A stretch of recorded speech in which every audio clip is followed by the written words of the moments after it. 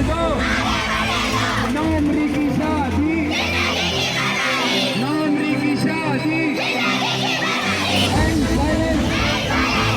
Silence, बच्चों से काम, बच्चों मजदूरी, हेल्दी फूड पर, हेल्दी फूड पर, हेल्दी फूड पर।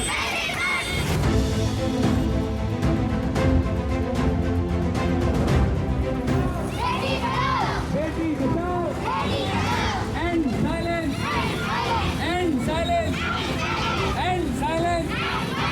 स्कूल भेजो, स्कूल भेजो। आज हम जो यहाँ जमा हुए हैं उसका रीजन ये है कि आलमीन इंस्टीट्यूशन हमेशा से सोचता रहा है सोसाइटी के बारे में, सोसाइटी का बदलाव की बात करता है। तो सोसाइटी में बदलाव जो होगा वो एजुकेशन से होगा। इसलिए हम बात करते हैं बच्चों को एजुकेट किया जाए, बच्चों को आगे बढ़ाया जाए। जब बच्चों पे जुल्म होता है, जब पौधों की बात आती है, लॉ बनाया जाता है, हम सोसाइटी के अंदर निकलते हैं और सोसाइटी को बताते हैं कि बच्चियों की आज़ादी ज़रूरी है, बच्चियों को हक मिले, बच्चियाँ जो है अपना काम रोड पे आके कर सके, बच्चियों को एजुकेशन मिले, बच्चियों के पास चॉइस हो, लड़कों के पास, लड़कियों के पास, कि वो क्या करना चाहते हैं, क्या बनना चाहते हैं, इम्पोजिशंस ना हो।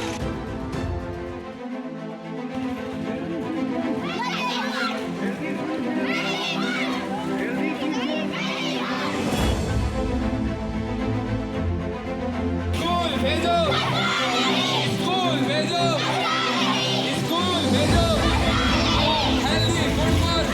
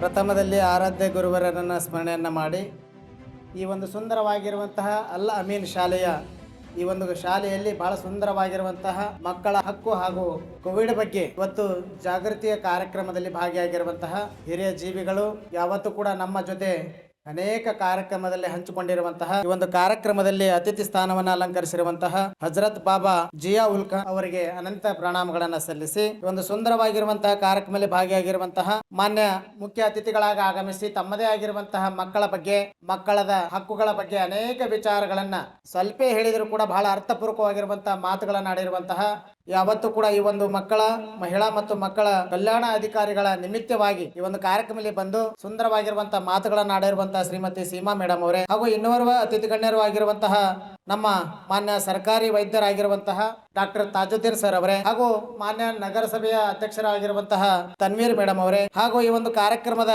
ಅಧ್ಯಕ್ಷತೆಯನ್ನು ವಹಿಸಿಕೊಂಡಿರುವಂತಹ ನಮ್ಮ ಚೌಧರಿ ಸರ್ ಅವರು ಬಹಳ ಅರ್ಥಪೂರ್ವಕವಾಗಿರುವಂತಹ ಕಾರ್ಯಕ್ರಮ ಹಾಕೊಂಡಿದ್ದಾರೆ. ಬಹುಶಃ ಈ ಒಂದು ಕಾರ್ಯಕ್ರಮದಲ್ಲಿ ಕಾರ್ಯದರ್ಶಿಗಳಾಗಿ ಆಯುಷಿರುವಂತಹ ಆಯುಷ್ ಮೇಡಮ್ ಅವರೇ ಹಾಗೂ ಮುಖ್ಯ ಉಪಾಧ್ಯಾಯರು ಆಗಿರುವಂತಹ ಡಾಕ್ಟರ್ ಇರ್ಷಾದ್ ಖಾನ್ ಸರ್ ಅವರೇ ಹಾಗೂ ಈ ಒಂದು ಕಾರ್ಯಕ್ರಮದಲ್ಲಿ ಭಾಗಿಯಾಗಿರುವಂತಹ ಎಲ್ಲ ಶಿಕ್ಷಕಿಯರು ಹೊಂದದವರೇ, ವಿದ್ಯಾರ್ಥಿನಿಯರೇ, ಬಹುಶಃ ಇದು ನನಗೆ ಬಹಳ ಒಳ್ಳೆ ಕಾರ್ಯಕ್ರಮ ಅಂತ ನನಗೆ ಅನಿಸ್ತದೆ.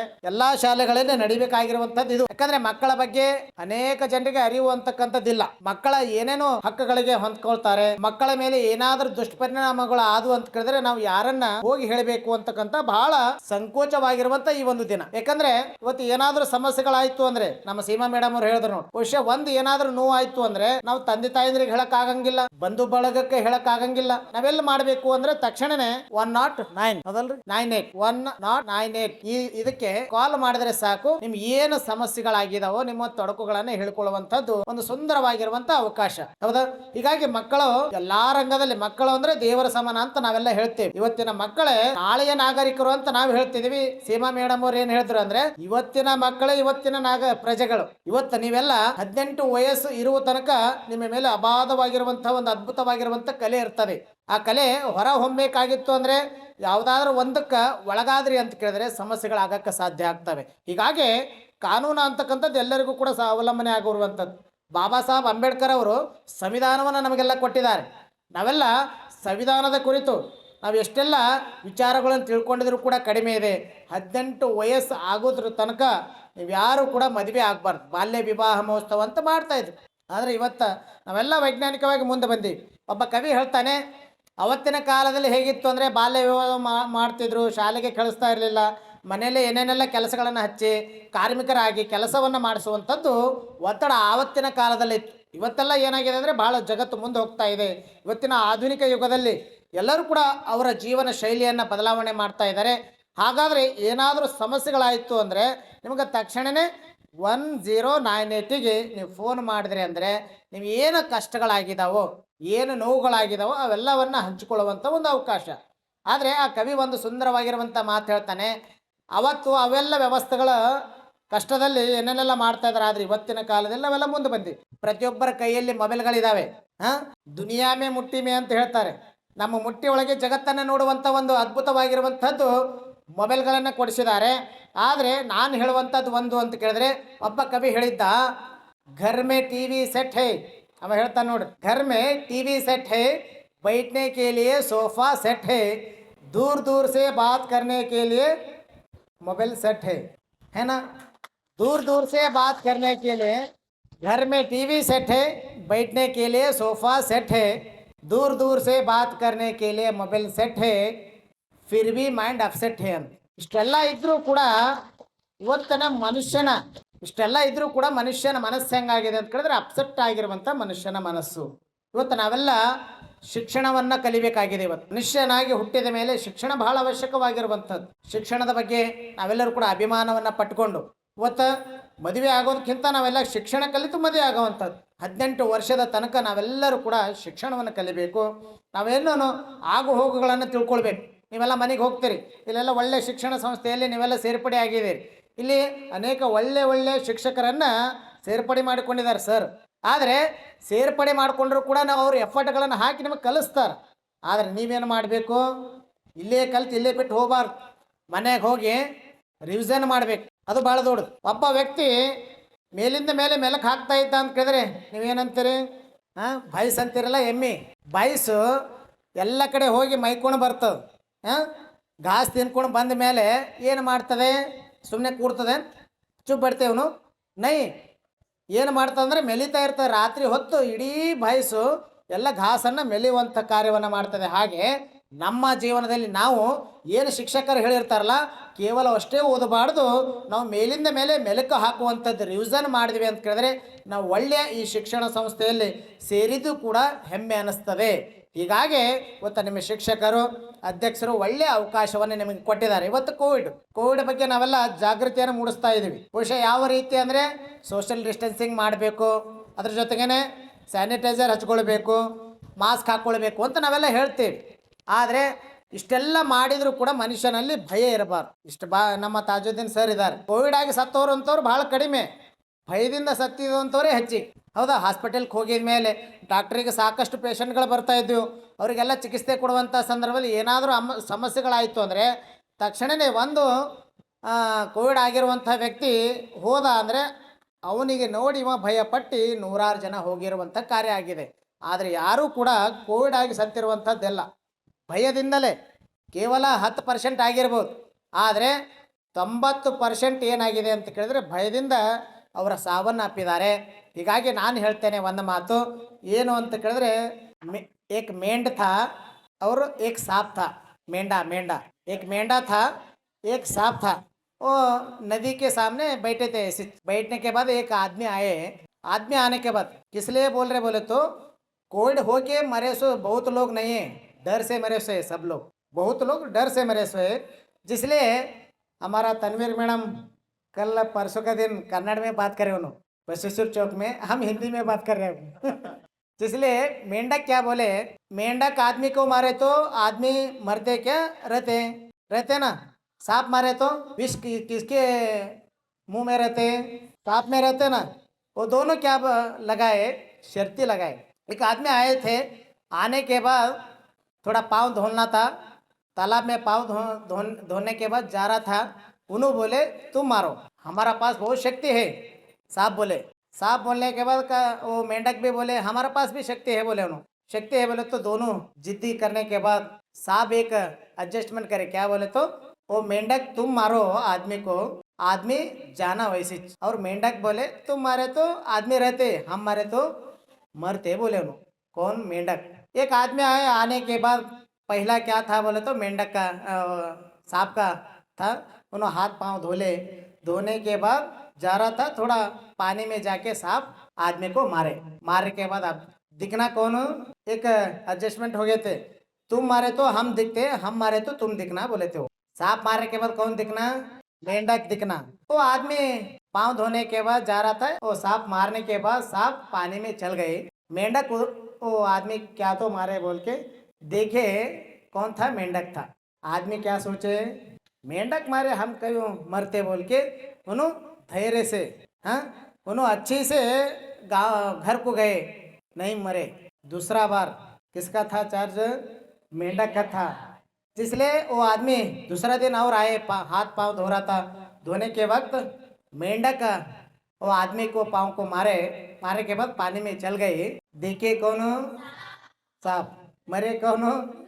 आदमी. क्यों बोले तो आदमी कैसा मरे? डर से मरे. जिसलिए बहुत लोग कोविड से नहीं मरे, डर से मरे से है ना डॉक्टर साहब. इसलिए डर नहीं, क्या तो होंगे डर नहीं चाहिए, ಧೈರ್ಯವನ್ನು ಇರಬೇಕು. ಧೈರ್ಯಂ ಸರ್ವತ್ರ ಸಾಧನಂ ಅಂತ ಹೇಳ್ತಾರೆ. ಧೈರ್ಯದಿಂದ ಹಿಡೀರಿ. ನಾವೇನು ಮುಂಜಾಗ್ರತೆ ಕ್ರಮವನ್ನು ಕೈಗೊಳ್ಳಬೇಕು. ವ್ಯಾಕ್ಸಿನೇಷನ್ ಮಾಡ್ಕೊಳ್ಳೋಣ, ಡೋಸ್ಗಳನ್ನು ತೊಗೊಳ್ಳೋಣ, ಒಬ್ಬರಿಂದ ಒಬ್ಬರಿಗೆ ಸೋಷಿಯಲ್ ಡಿಸ್ಟೆನ್ಸಿಂಗು, ಮಾಸ್ಕ್ ಹಾಕ್ಕೊಳ್ಳುವಂಥದ್ದು. ಒಂದು ಬೇರೆ ಕಡೆ ಹೋಗಬೇಕಾಗಿತ್ತಂದರೆ ಸ್ವಲ್ಪ ಸ್ಯಾನಿಟೈಸರ್ ಹಚ್ಕೊಳ್ಳುವಂಥ ಕಾರ್ಯವನ್ನು ನೀವೆಲ್ಲರೂ ಕೂಡ ಮಾಡಿದ್ವಿ ಅಂದರೆ ನಾವು ಈ ಕಾರ್ಯಕ್ರಮ ಮಾಡಿದ್ದಕ್ಕೂ ಕೂಡ ಸಾರ್ಥಕತೆ ಆಗ್ತದೆ ಅಂತಕ್ಕಂಥ ಮಾತನ್ನು ಈ ಸಂದರ್ಭದಲ್ಲಿ ಹೇಳ್ತಾ, ಇವತ್ತು ಸುಂದರವಾಗಿರುವಂಥ ಕಾರ್ಯಕ್ರಮದಲ್ಲೆಲ್ಲ ಅತಿಥಿ ಗಣ್ಯರು ಬಂದಿದ್ದಾರೆ. ಬಹುಶಃ ನಾನು ಹೇಳಬೇಕಾಗಿತ್ತು ಅಂದರೆ ಕನ್ನಡದಲ್ಲಿ ಭಾಳ ಚೆನ್ನಾಗಿ ಹೇಳ್ತೇನೆ, ಆದರೆ ಹಿಂದಿ ಸ್ವಲ್ಪ ಹೇಳಬೇಕಾಗಿದೆ. ಹೀಗಾಗಿ ಸುಂದರವಾಗಿರುವಂಥ ಕಾರ್ಯಕ್ರಮ. ಈ ಶಿಕ್ಷಣ ಸಂಸ್ಥೆಯಲ್ಲಿ ನೀವೆಲ್ಲ ಬಂದಿರಿ. ಯಾರ್ಯಾರ್ದು ಹೆಸರು ಏನೇನೇ ಇದಾವೆ. ಹುಟ್ಟಿದಾಗ ಹೆಸರಿರಂಗಿಲ್ಲ, ಉಸಿರಿರ್ತದೆ. ಹೌದಾ? ಪೈದೆ होने के वक्त श्वास रहते मगर नाम रह रहते है ना. वो नाम हम रखते ना, रखने के बाद नाम होते. वैसा जाने के वक्त क्या रहते? नाम रहना चाहिए. वैसा इस साल में क्या बोलते, इस इंस्टीट्यूट में अल अमीन ಶಿಕ್ಷಣ ಸಂಸ್ಥೆಯಲ್ಲಿ ನೀವೇನು ಸೇರ್ಪಡೆ ಹೊಂದಿದ್ದೀರಿ. ಬಹುಶಃ ಇಲ್ಲಿ ಏನು ಇರಬೇಕಾಗಿದೆ ಅಂದರೆ ನಿಮ್ಮ ಹೆಸರು ಇರಬೇಕು. ಹೌದಾ? ನಿಮ್ಮ ಹೆಸರು ಮಾಡಿಕೊಂಡು ಹೋದರೆ ಅಂದರೆ ಈ ಶಾಲೆಯಲ್ಲಿ 99% ಈ ವ್ಯಕ್ತಿ ತೊಗೊಂಡಿದ್ದಳು ಅಂತ ಹೆಸರು ಮಾಡುವಂಥ ಕಾರ್ಯವನ್ನು ನೀವೆಲ್ಲ ವಿದ್ಯಾರ್ಥಿನಿಯರು ಮಾಡಬೇಕು ಅಂತ ನಾನು ಕಳಕಳಿಯ ಮಾತನ್ನು ಹೇಳ್ತಾ, ಮತ್ತು ಇದಕ್ಕೆ ಯಾರು ಚಪ್ಪಾಳಿನೇ ತಟ್ಟಲ್ರಿ. 99% ತಗೋಬೇಕು ನೀವೆಲ್ಲ. ಒಳ್ಳೆ ಶಿಕ್ಷಣವನ್ನು ಕಲೀರಿ.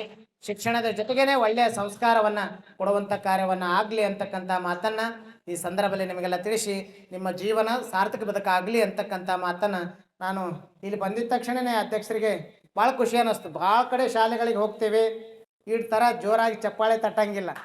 ಆದರೆ ಈ ಶಾಲೆಯಲ್ಲಿ ಚಪ್ಪಾಳೆ ತಟ್ಟುವಂತಂದ್ರೆ ಹುರಿದುಂಬಿಸುವಂತ ಕಾರ್ಯವನ್ನ ಮಾಡಿದ್ದಾರೆ. ಹೀಗಾಗಿ ಎಲ್ಲರಿಗೂ ಕೂಡ ಶುಭವಾಗಲಿ, ಒಳ್ಳೆ ಶಿಕ್ಷಣವನ್ನು ಕಲೀರಿ ಅಂತ ಮಾತನ್ನು ಹೇಳಿ ನನ್ನ ಎರಡು ಮಾತುಗಳಿಗೆ ವಿರಾಮ ಕೊಡ್ತಾ ಇದ್ದೀನಿ. ಶೋಭ. अस्सलाम वालेकुम रहमतुल्लाहि व बरकातहू। आदाब। अल्हम्दुलिल्लाह, आज जो उन्वान है उस पर कुछ गुफ्तगू करें। अल्लाह का ये शुक्र एहसान अजीम है कि आज तालीम का ज़माना है, इल्म का ज़माना है, लेकिन आज अखलाक की पस्ती हो रही है, इल्म ज़्यादा हो रहा है। देखो, सबसे पहले इस बात को गौर करेंगे कि अल्लाह ने हमको पैदा किया, हर इंसान को पैदा किया, और सबसे पहले जिनको पैदा किया वो आदम हैं।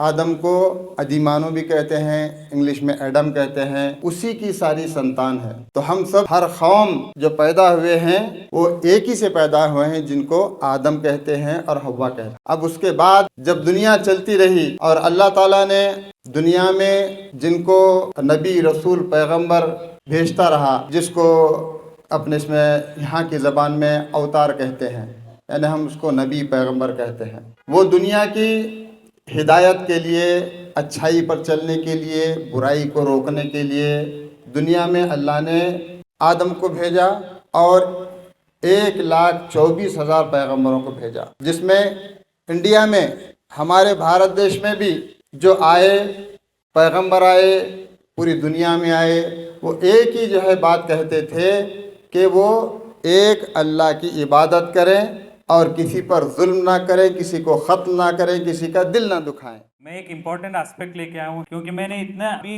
दो क्या है महागुरुओं को मैं क्या है बोलते हुए सुना। एक जने ने इतनी अच्छी बात की, सांस लेके पैदा होता है, बाद में नाम देते हैं, मरने के बाद सांस चले जाती है, नाम रह जाता है। तो ये मुझे बहुत अच्छी लगी बात। तो ये पॉजिटिव बात है, आप ये अपने जहन में बिठा लीजिए। तो अब कोविड में क्या है, कोविड क्या है, कोविड वायरस की बीमारी है। तो जिरासिम जैसे बैक्टीरिया, पैरासाइट, वायरस बोल के 3 जिरासिम रहते हैं। तो तीनों बीमारियां, हम पैरासाइट का तो भी दौर देख लिए, बैक्टीरिया का भी दौर देख लिया। डॉक्टरी पढ़ाई पूरी बैक्टीरिया पैरासाइट में चले गए, पूरी 5 साल 6 साल 10 साल 15 साल और 100 साल से स्टडी करके आए, बैक्टीरिया पैरासाइट के बारे में स्टडी करे, मलेरिया, वही ये इस चीजों के। मगर हम कभी भी क्या है वो एक वायरस बोल के भी रहेगा, वायरस का क्या है बहुत सीवियर में गुजरेगा।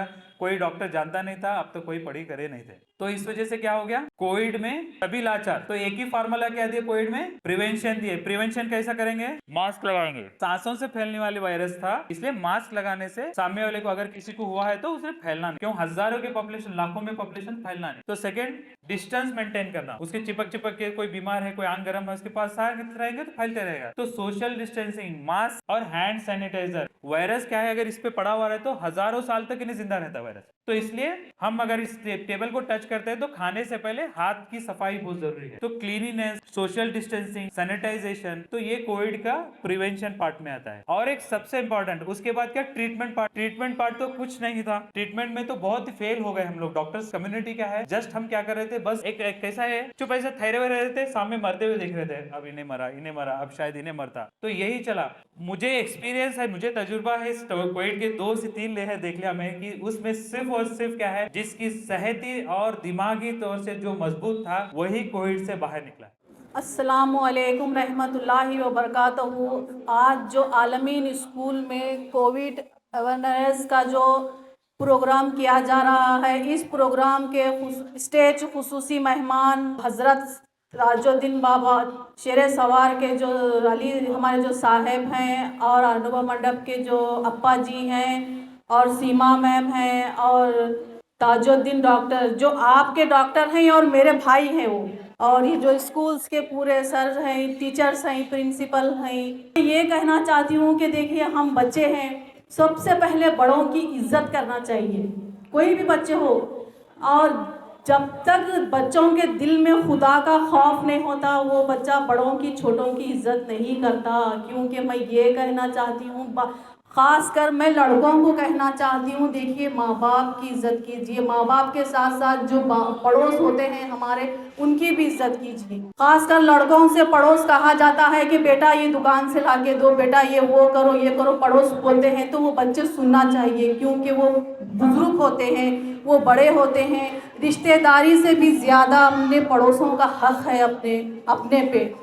तो मैं ये कहती हूँ कि अपने दिल में सबसे पहले खुदा का खौफ रखिए। देखिए अज़ान होती है तो सबसे पहले नमाज़ पढ़िए, स्कूल की पढ़ाई को बाद में कीजिए, पहले नमाज़ पढ़िए, कुरान पढ़िए, रोज़े रखिए, ये अपना दीन है, इस्लाम है। जब हम चले जाते हैं इस दुनिया से तो हमारे साथ आने वाली चीज़ ही वो है। स्कूल की पढ़ाई है, जॉब के लिए है, स्कूल पढ़ना है, लेकिन पहले सबसे पहले नमाज और कुरान की तिलावत कीजिए। देखिए मैं मेरा एग्जांपल देती हूँ। मैं छोटी थी, मैं राजेश्वर की हूँ। मेरे घर में मेरे मम्मी पापा, ये हमारे दादी जो भी हैं खेतों वाले हैं, ये ताज को सब कुछ पता है। तो हम जब स्कूल से आते थे तो पहले अपना बैग फेंक देते थे। हमारे बाजू घर में एक पड़ोस थे, बूढ़े ज़ईफ़ थे, उन्होंने नमाज़ पढ़ते थे तो हम भी बैग फेंक के बाजू जाके नमाज़ पढ़ते थे। मतलब मेरा कहना ये है कि जो घर में लेडीज़ होते हैं, जो खेता होते हैं, वो बहुत कुछ काम करते हैं। तो वो हमारे मम्मी पापा, हमारे दादी, हमारे चाचा यहाँ सब खेतों का काम करते थे, तो दीन पे इतना उन लोगों का जोर नहीं था। तो हमारे दिल में खुदा का खौफ आया कि जब हम दुनिया में आए हैं तो हमें अल्लाह ताला की इबादत पहले ज़रूरी है। मैं ये कहती हूँ कि देखिए जैसे हमको खाना पानी ज़रूरी है हमारे हेल्थ के लिए, उसी तरह हमारे लिए नमाज भी बहुत ज़रूरी है। तो पहले हम नमाज और कुरान की इबादत करें, उसके बाद सब कुछ करें और बड़ों की इज़्ज़त करें, खुदा का खौफ दिल में रखिए। आप ये मत समझो कि मम्मी पापा कुछ नहीं देख रहे, लेकिन देखने वाले अल्लाह ताला हैं। हर बुराइयों से बचिए, बड़ों की इज़्ज़त करिए। बस ये कहते हुए बच्चों को ये समझाना चाहती हूँ मैं, देखिए पढ़िए, टाइम बहुत कीमती चीज़ होता है। जब वक्त हाथ से चला जाता है तो बाद में मिलता नहीं। बड़ों की इज़्ज़त कीजिए, स्कूल पढ़िए, नमाज कुरान रोज़ा हर सब कुछ अपने लिए ज़रूरी है। तो मैं ये कहती हूँ देखिए मैं इज़्ज़त कीजिए बड़ों की, और बस ये कहती हूँ, ये कहते हुए दो बात ख़त्म करती हूँ। आपके फॉरहेड है वहाँ पे छूने पर, गाल को छूने पर, या कोई आपके हाथ को भी छूता है तो भी ये अफेंस होता है एट अंडर दी फोस्को एक्ट। इस जगह को छोड़कर अगर कोई आपके अदर पार्ट्स, स्पेशली आप हाई स्कूल के जो स्टूडेंट्स हैं, वो इस बारे में ज़्यादा से ज़्यादा केयर करें कि आपके कोई प्राइवेट पार्ट्स होते हैं तो वैसे पार्ट्स पर अगर कोई आपको गुड टच हो या बैड टच, या आप वो जानता हो नहीं जानता हो, वैसे आपको टच करने पर आप 1098 पर कॉल कर सकते हैं। आपको जिस इंसान को कंप्लेंट करना चाहते हैं घर में कर सकते हैं, स्कूल में कर सकते हैं, एचएम को कर सकते हैं, नहीं तो 1098 को कर सकते हैं। उसके बाद भी नहीं सुना गया तो आप सीधे पुलिस स्टेशन जाकर इसके बारे में कंप्लेंट कर सकते हैं। ये एक बात उन्होंने कही। दूसरी बात ये कही, जैसे कि आप लोग सभी स्लोगन्स यहाँ पे देख रहे हैं कि हमको शादी नहीं पढ़ाई चाहिए, तो शादी की जो उम्र तय की हुई है उस उम्र में ही आपकी शादी करने पर आप राज़ी होना है। अगर उससे पहले अगर कोई ज़बरदस्ती कर रहा है तो हमारे जो CWP मैडम है, मतलब जो ऑफिस है, वहाँ पे जाके आप कंप्लेंट कर सकते हैं, नहीं तो 1098 पर भी आप कंप्लेंट कर सकते हैं। अगर नहीं हुआ, आपको उतनी भी हिम्मत नहीं है, तो आपके स्कूल के जो HM हैं वो भी उस कमेटी के मेंबर हैं, आप वहीं पे भी कंप्लेन कर सकते हैं। ये सारी चीज़ें, और स्पेशली जो बच्चों के राइट होते हैं, आपको भी पढ़ाई करने का हक है। तो आप इस चीज़ को समझिए। अगर कोई आपको ज़बरदस्ती स्कूल छुड़वाना चाहता है, आपको किसी काम में ढकेलना चाहता है, तो आप इसका अपोज करेंगे। ये सभी चीज़ें हैं जो आपको आपके राइट छीनते हैं। उसके लिए आपको मैडम ने बताया कि आप किसी को नहीं बता सकते तो सीधे सीधे आजकल बहुत फैसिलिटी है, 1098 पे कंप्लेंट करके आप अपने घर वालों के बारे में भी कंप्लेन दे सकते हैं। ये मैडम ने बताया। तो थैंक यू वंदना। ಇಂದಿನ ಮಕ್ಕಳು ಇಂದಿನ ಪ್ರಜೆಗಳು. ನೀವೆಲ್ಲ ಇಂದಿನ ಮಕ್ಕಳು, ಇಂದಿನ ಪ್ರಜೆಗಳೇ ಇದ್ದೀರಿ. ನೀವೇ ಮೇನ್ ಮಕ್ಕಳು. 18 ವರ್ಷ ಆದ್ಮೇಲೆ ಇವಾಗ ನೀವು ಮುಂದೆ ಪಾಯ ಚಲೋ ಬಿತ್ತು 18 ವರ್ಷ ತನಂತಂದ್ರ ಮುಂದೆ ಗೋಡೆ ಏನು ಚೆನ್ನಾಗಿ ಬರ್ತದೆ. ಹಾಗಾಗಿ ತಮ್ಮ ಹಕ್ಕುಗಳೆಲ್ಲ ತಾವು ಗಿಟ್ಟಿಸ್ಕೊಳ್ಬೇಕು. ತಮ್ಮ ಹಕ್ಕುಗಳಿಂದ ಯಾವುದೇ ರೀತಿ ವಂಚಿತರಾಗದೆ ಎಲ್ಲ ಹಕ್ಕುಗಳನ್ನು ಸಹ ತಾವು ಪಡೆಯಬೇಕು. ಅದೇ ರೀತಿ 18 ವರ್ಷದೊಳಗಾಗಿ ಯಾರು ಬಾಲಕಾರ್ಮಿಕತೆ ಅಂದ್ರೆ ಕೆಲಸ ಮಾಡೋದು, ದಿನಗೂಲಿ ಕೆಲಸ ಆಗಲಿ, ಅಲ್ಲಿ ಇಲ್ಲಿ ಕೆಲಸ ಮಾಡೋದಾಗಲಿ, ಯಾವುದೇ ರೀತಿಯ ಕೆಲಸಕ್ಕೆ ಒಳಗಾಗದೆ ಎಲ್ಲರೂ ಶಿಕ್ಷಣಕ್ಕೆ ಬರಬೇಕು, ಶಿಕ್ಷಣ ಕಲಿಯಬೇಕು. ಬೈ ಚಾನ್ಸ್ ಕೆಲವೊಬ್ರದ್ದು ಫೈನಾನ್ಷಿಯಲಿ ಪುವರ್ ಕಂಡೀಷನ್ ಇರ್ತದೆ, ಬಡ ಕುಟುಂಬದಲ್ಲಿ ಹುಟ್ಟಿದವ್ರು ಇರ್ತೀರಿ, ಅಂಥವ್ರು ಸರ್ಕಾರಿ ಶಾಲೆಗಳಲ್ಲಿ ಎಲ್ಲಾ ಫೆಸಿಲಿಟಿ ಅದಾವ. ಫ್ರೀ ಫೀಸ್ ಅದ, ಡ್ರೆಸ್ ಅದಾವ, ಉಚಿತ ಊಟದ ವ್ಯವಸ್ಥೆ ಅದ. ಯಾವುದೇ ಕಾರಣಕ್ಕ ದುಡಿಮೆಗೆ ಒಳಗಾಗದೆ ಸ್ಕೂಲಿಗೆ ಸೇರ್ಬೇಕು.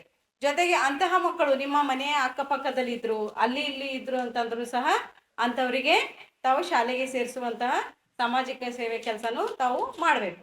18 ವರ್ಷಕ್ಕಿಂತ ಮುಂಚೆ ಯಾರಾದ್ರೂ ತಮಗೆ ಮದುವೆ ಮಾಡ್ತೀನಿ ಅಂತಂದ್ರೆ ಅಂತ ಸಂದರ್ಭದಲ್ಲಿ ನೀವು ಮದುವೆ ಮಾಡ್ಕೋಬಾರ್ದು. ನಿಮ್ಮ ಪೇರೆಂಟ್ಸ್ಗಳಿಗೆ ಹೇಳ್ಬೇಕು, ಬಾಲ್ಯ ವಿವಾಹ ಆಗ್ತದ. ಬಾಲ್ಯ ವಿವಾಹದಿಂದ ಸಾಕಷ್ಟು ದುಷ್ಪರಿಣಾಮಗಳದಾವ. ಅದಕ್ಕಾಗಿ ತಾವೆಲ್ಲ ಬಾಲ್ಯ ವಿವಾಹ ಆಗಬಾರ್ದು. 18 ವರ್ಷಗಳಾದ ನಂತರನೇ ವಿವಾಹ ಆಗಬೇಕು. ಬೈ ಚಾನ್ಸ್ ತಮ್ಮ ಮನೆಯಲ್ಲಿ ಒತ್ತಡ ಮಾಡಿ ಮದುವೆ ಮಾಡ್ತಾ ಇದ್ರೆ 1098ಗೆ ಕಾಲ್ ಮಾಡಬೇಕು. ಅದೇ ರೀತಿ ಪೋಕ್ಸೋ ಕಾಯ್ದೆ, ಪ್ರೊಟೆಕ್ಷನ್ ಆಫೀಸ್, ಪೋಕ್ಸೋ ಕಾಯ್ದೆ, ಮಕ್ಕಳ ಮೇಲೆ 18 ವರ್ಷದೊಳಗಾಗಿ ಯಾವುದೇ ರೀತಿಯಾದಂತಹ ಅತ್ಯಾಚಾರ ಆಯ್ತು ಅಂದ್ರ ಅಂಥದ್ದನ್ನ ನಾವು ಪೋಕ್ಸೋ ಕಾಯ್ದೆ ಅಡಿಯಲ್ಲಿ ಆ ಅತ್ಯಾಚಾರ ಮಾಡಿದವರಿಗೆ ಶಿಕ್ಷೆಯನ್ನ ಕೊಡ್ತೀವಿ. Protection of childrens from of sexual offences, ಈ ಆಕ್ಟ್ 2012ರಲ್ಲಿ ಜಾರಿಗೆ ಬಂದದ್ದು. ಅಂತಂದ್ರ ನಮ್ಮ ದೇಹ ನಮಗೆ ಮಾತ್ರ ಸ್ವಂತ. ದೇಹದ ಯಾವುದೇ ಭಾಗಕ್ಕ ಯಾರು ಮುಟ್ಟಬಾರ್ದು. ಅತ್ಯಾಚಾರದ ಬಹಳ ದೂರ ಉಳಿತು. ನಮ್ಮ ದೇಹದ ಭಾಗಗಳಿಗೂ ಮುಟ್ಟಿದ್ರು ಸಹ ಅದು ಸಹ ಏನಾಯ್ತದ, ಅತ್ಯಾಚಾರನೇ ಆಗ್ತದ. ಅಂಥವ್ರ ವಿರುದ್ಧ ನಾವು ಕೇಸ್ ಹಾಕಿ ಕೇಸ್ ಹಾಕಿ ಅವ್ರನ್ನ ನಾವು ಜೈಲಿಗೆ ಕಳಿಸುವಂಥದ್ದು ನಮಗ್ ಬರ್ತದೆ. ಅಂತ ಸಂದರ್ಭದಲ್ಲಿ ಇಂಥದ್ದು ಏನಾದ್ರೂ ಆದ್ರೆ ತಾವು ಬಂದು ನಮ್ಮ ಇಲಾಖೆಗೆ ಹೇಳಬೇಕು, ಇಲ್ಲ ಪೊಲೀಸ್ ಸ್ಟೇಷನ್ ಕಂಪ್ಲೇಂಟ್ ಕೊಡ್ಬೇಕು. ಅದು ಆಗಿಲ್ಲ ಅಂದ್ರೆ 1098ಗೆ ಕಾಲ್ ಮಾಡಿ ಹೇಳಬೇಕು. ಹಣೆಗಾಗಲಿ, ಕೈಗಾಗಲಿ, ಅಂಗಾಲಿಗಾಗಲಿ ಇವು ಅಸುರಕ್ಷಿತ ಭಾಗಗಳು. ಇದಕ್ಕೆ ಮುಟ್ಟುವ ಹಕ್ಕು ಯಾರಿಗೂ ಇರುವುದಿಲ್ಲ. ಅದರಲ್ಲೂ ಬಹಳನೇ ಅಸುರಕ್ಷಿತ ಭಾಗಗಳು ಅಂದ್ರ ತುಟಿ, ಎದೆ, ತೊಡೆಯ ಭಾಗ, ಇವುಗಳಿಗೆ ಯಾರಿಗೂ ಮುಟ್ಟುವ ಹಕ್ಕಿರಲ್ಲ. ಅಂತ ಭಾಗಕ್ಕೆ ಮುಟ್ಟಿದ್ರು ಸಹ ಅವ್ರ ವಿರುದ್ಧನ ತಾವು ಕೇಸ್ ಮಾಡಿದವರಿಗೆ ಜೈಲಿಗೆ ಕಳಿಸಲು ಬರ್ತದಂತ ಹೇಳಿ ನಾನು 2 ಮಾತುಗಳನ್ನ